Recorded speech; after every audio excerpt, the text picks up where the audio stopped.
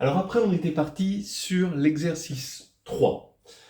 Bon, l'exercice 3, ça demandait une connaissance un peu fine sur les groupes cycliques. À ce sujet, je conseille Carnet de voyage en algébrie. Dans le chapitre 3, il y a un sous-chapitre, une section, tout sur les groupes cycliques. Et je pense qu'il faut faire ces révisions systématiquement sur ce sujet-là, parce que finalement, un groupe cyclique, dans tous les groupes finis, on les retrouve forcément. Hein, c'est les particules élémentaires des groupes finis, hein, puisque chaque fois que vous avez un élément, vous avez tout le sous-groupe qui l'engendre, et donc c'est un groupe cyclique. Donc il y en a partout, et il vaut mieux les connaître. Alors allons-y pour l'exercice 3.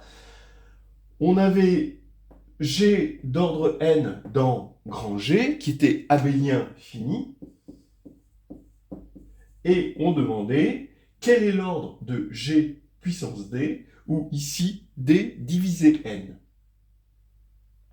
Alors, je préfère appeler K l'élément N sur D, c'est-à-dire K tel que K fois D égale N, plutôt que me trimballer mes notations avec tout le temps N sur D.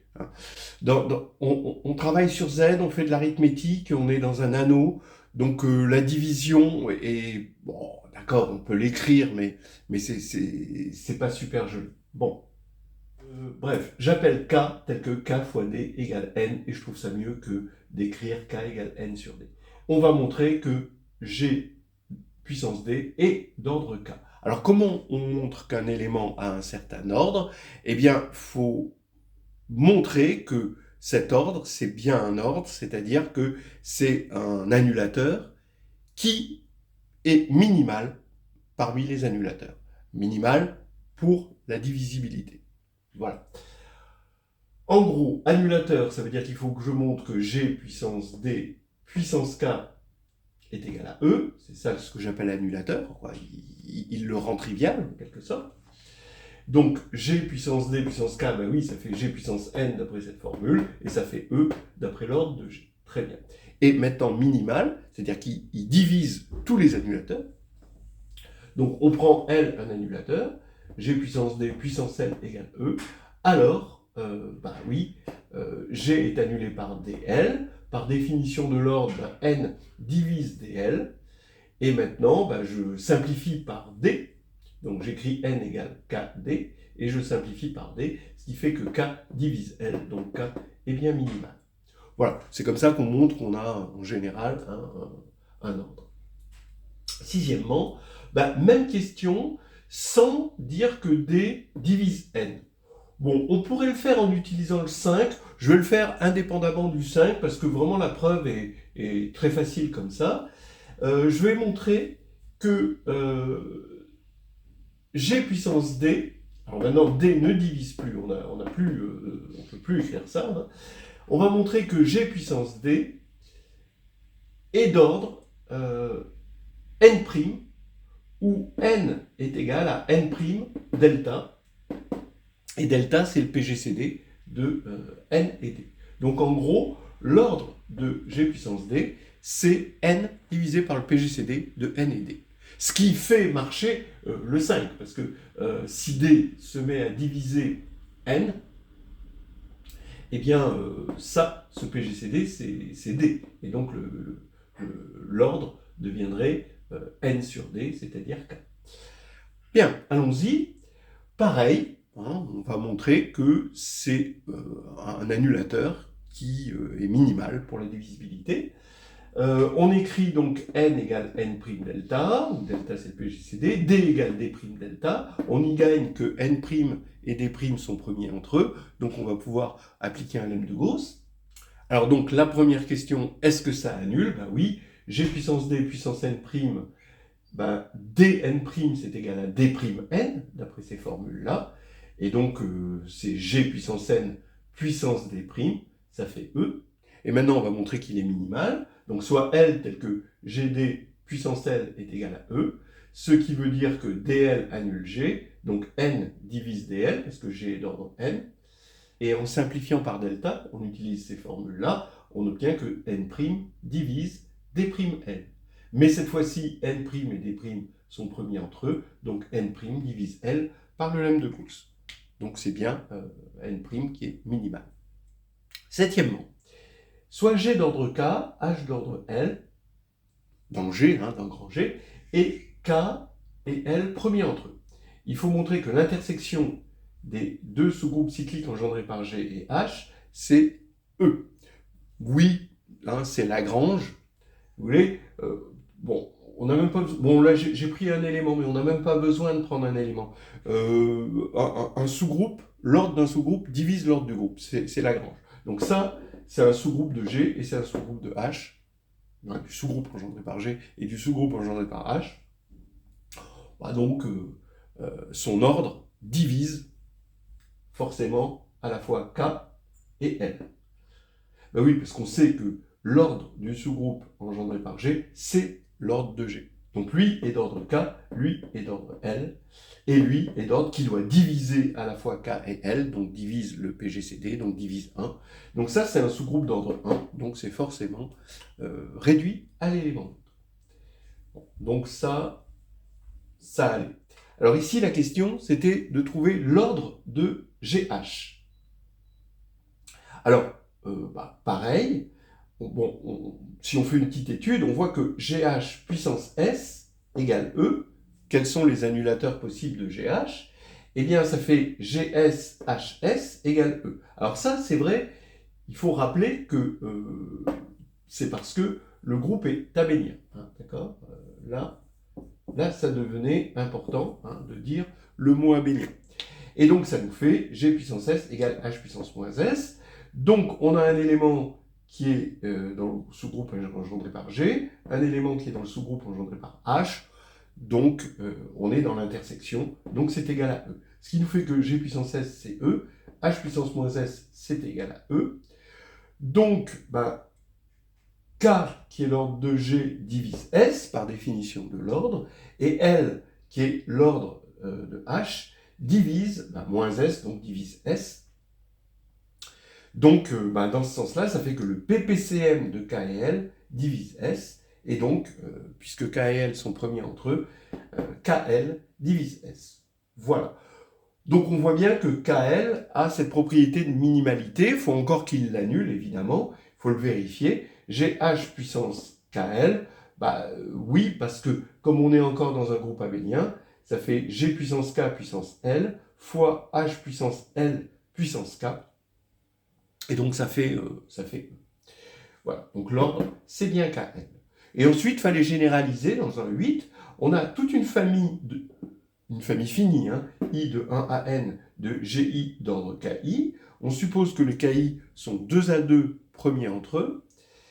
Et il faut montrer que le produit des GI, donc G1 jusqu'à Gn, est d'ordre K1, le produit des KI, K1 jusqu'à Kn. Donc on le fait par récurrence sur N. On initialise avec 2, parce qu'avec 1, ça ne veut pas dire grand-chose. Donc on initialise avec 2, et 2, c'est rien d'autre que le 7B. Et ensuite, on applique l'hérédité. On suppose que c'est vrai pour N-1. Donc, vu les hypothèses, on a que G1 jusqu'à Gn-1 va bien être d'ordre K1 jusqu'à Kn-1. Et maintenant, il n'y a plus qu'à dire que Kn est premier avec le produit des KI, I de 1 à N-1. Alors, ça, c'est quelque chose qu'on rencontre très souvent. On a les KI qui sont 2 à 2 premiers entre eux, alors ça implique que chacun est premier avec le produit des autres. Bon. C'est vrai qu'il faut en donner une petite raison. Faut montrer, par exemple, qu'il n'y a aucun diviseur premier commun entre lui et lui. Donc, si P divise, P premier, divise Kn,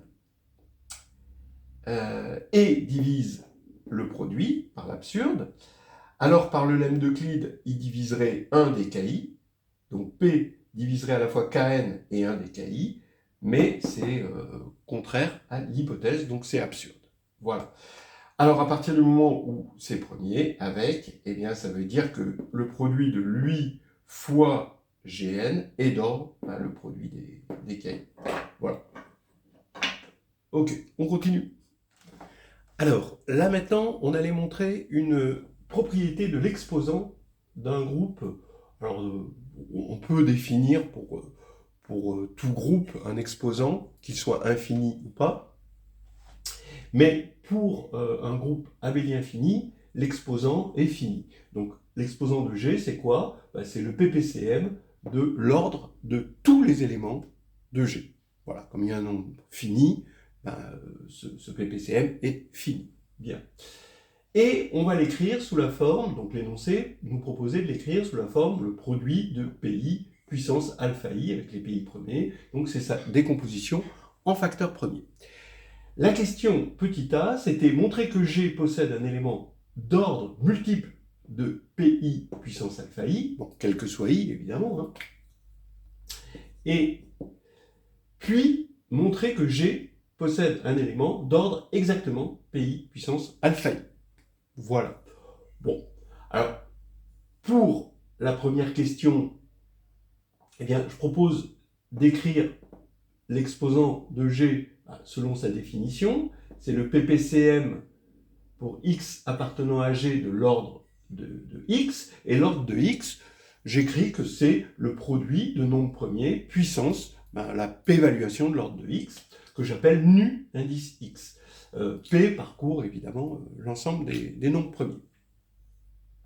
Alors ici, je sais que le PPCM d'un produit, bon, ça c'est bien connu, c'est une formule que vous pouvez utiliser sans autre forme de procès, c'est le produit des P puissance max, ici, des valuations. Donc ici, c'est P puissance max des valuations. Pour le PGCD, c'est le min, pour le PPCM, c'est le max. Très bien. Et donc, on a deux décompositions en nombres premiers de x de g, ce qui fait que par le théorème fondamental de l'arithmétique, on va avoir, pour tout i, on va pouvoir égaler, le théorème fondamental de l'arithmétique nous permet d'identifier les p-valuations. Donc, quel que soit i, on va avoir alpha i qui va être égal à un max. Donc un max, ce qui veut dire que ça va être atteint pour un xi, puisque là c'est un max sur un ensemble fini. Donc ça veut dire que quel que soit i, il existe xi, tel que la p-évaluation ici, nu de xi, est égale à alpha i. Voilà. Alors, il me semble qu'au niveau de la rédaction, il y a des petites choses à dire. Peut-être rappeler que G est fini, donc le max, c'est bien un max, c'est pas un sup, donc c'est bien atteint. Peut-être c'est important. Je ne sais pas à quel point ça va être important pour les correcteurs. Donc, l'ordre de xi, maintenant, puisque l'ordre de xi a pour pi valuation alpha i, après ce qu'on vient de voir, eh bien, ça veut dire que l'ordre de xi est un multiple de pi puissance alpha i, évidemment. Voilà, donc on avait rempli le premier contrat. Deuxième contrat, c'est simplement le 5. Avec n, c'est l'ordre de xi. G, c'est xi, en fait. Donc on a bien g d'ordre n. D, c'est le quotient, du coup j'écris les fractions maintenant, ordre de xi divisé par pi puissance alpha i. Donc ce qui veut dire que notre g puissance d, c'est-à-dire xi puissance ça, va bien être, donc ça je l'appelle di, voilà, xi puissance di est d'ordre pi puissance alpha i, puisqu'il faut que je fasse le quotient de ça par ça. Voilà, donc on a un élément qui marche bien. Maintenant, petit b, montrer que G possède un élément d'ordre x de G, puisque on a un élément d'ordre pi puissance alpha i pour tout i, eh bien, il suffit d'utiliser le 8, la question 8. Donc, la question 8, il suffit de prendre gi égale les xi puissance di qu'on a construit tout à l'heure. Ki, c'est l'ordre des gi, c'est pi puissance alpha i. Ils sont 2 à 2 premiers entre eux parce que les pi sont des nombres premiers distincts. Et donc, on fait le produit. et on a un élément, le produit des xi, hop, est bien un élément d'ordre x de g. Voilà. Avant de terminer sur cet exercice 3, une remarque quand même importante, même assez fondamentale, c'est que la théorie des espaces vectoriels de dimension finie munis d'un endomorphisme et la théorie des groupes abéliens finis sont très parallèles. C'est-à-dire, on le voit dans un cours après, qui s'appelle Module sur un anneau principal, qu'on a une unification des deux théories. Ce qui veut dire que à chaque fois qu'on a un théorème sur les groupes abéliens finis, on a son homologue sur les espaces munis d'un endomorphisme. Donc regardez, je vous le montre rapidement comme ça pour le fun, quoi. E, un K espace vectoriel de dimension n, U, un endomorphisme de E, X, un élément de E. Alors on sait qu'il existe un polynôme minimal local en X, c'est-à-dire mu UX, qui vérifie la propriété que P annule U en X, c'est-à-dire P de U, le polynôme, PP c'est un polynôme, annule U en X, c'est-à-dire P de U de X égale 0, si et seulement si mu UX divise P. Voilà. Alors mu UX joue le même rôle que l'ordre ici de X dans G. C'est la même chose. Alors maintenant, quel est l'homologue de l'exposant? L'exposant, c'est le polynôme minimal. Ça va être le PPCM de tous ces éléments. Bon, alors sauf qu'ici, il y en a une infinité.